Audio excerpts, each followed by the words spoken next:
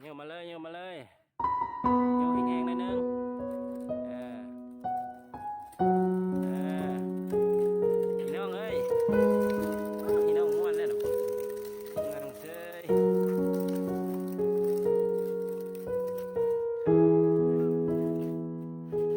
คัดข่าวให้น้องมันชิต่ำแล้วเดี๋ยวได้แล้วได้แล้ว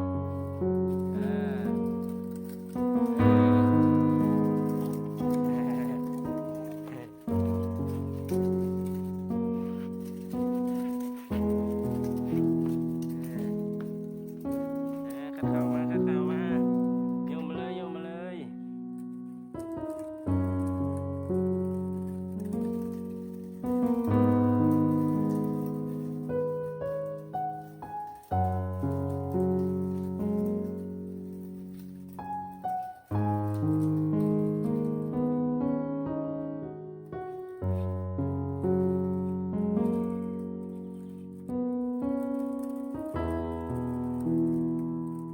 เก่งไงเว้ย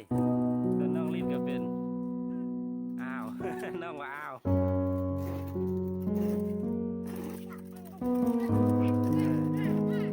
โอ้ยส่วนน้องลงกลุ่มแม่ลูก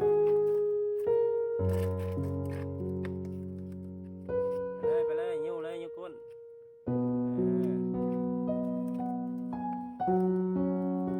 คัดเข่าให้น้องเนี่ยได้แล้วได้แล้วยิ้วไปเลย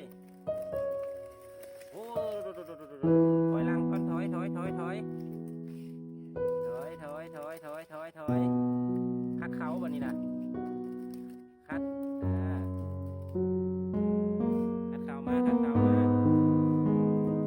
คัดเข่ามาทั้งพี่ก่อนคัดเข่ามาเอามาพอผมจับแล้ว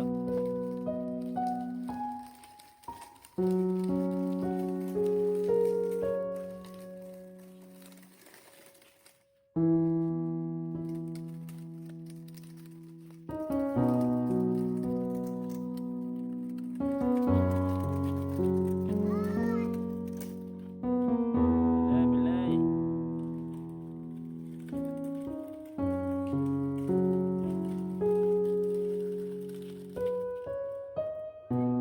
เมื่อยละ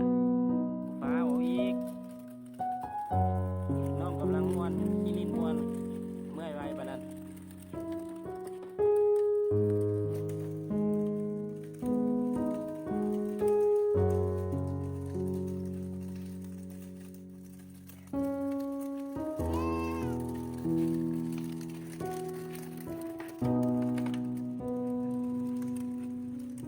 ขัดเข่านะลูกขัดเข่าให้น้องเด้ขาดออกมาขาดออกมาโยเลยโยเลย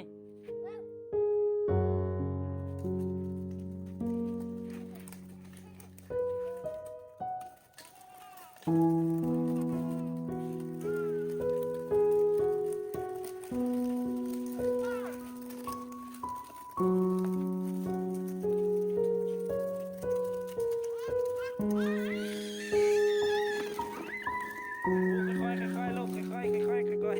ๆยิ้มแหงพ่นน้องยานเด้ยิ้มแหงเลยแม่น้องยานเด้บื้นเลยบื้นเลย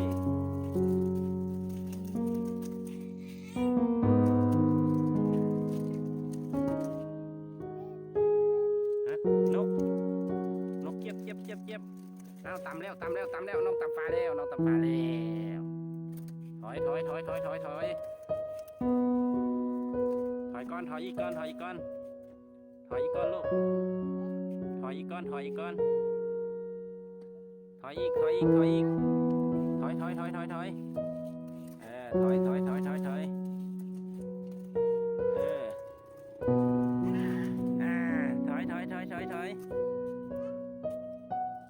โอ้ยนิบติ่นน้องแล้ว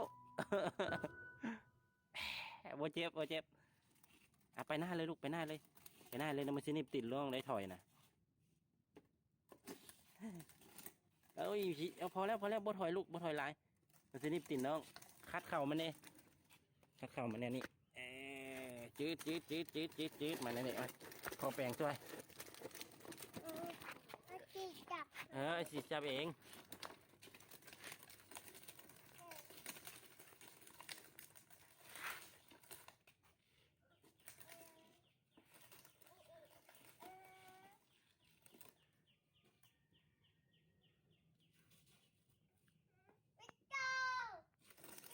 go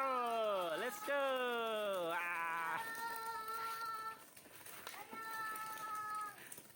ตำน้องตำถอย